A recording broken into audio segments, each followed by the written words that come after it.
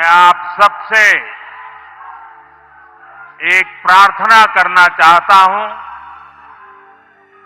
आप जहां हैं वहीं अपने स्थान पर बैठे रह करके ही, खड़े होने की जरूरत नहीं है, बैठकर ही 22 तारीख को जिन परिवारजनों को हमने खोया है,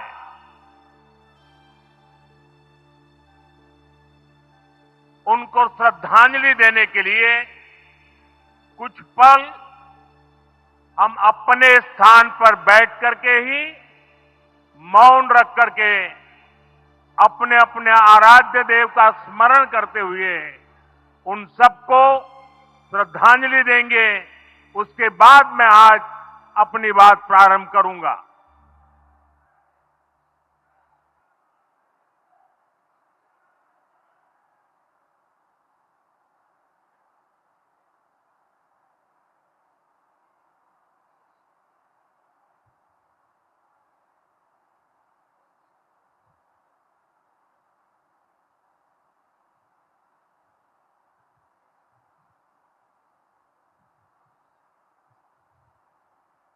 ओम शांति शांति शांति।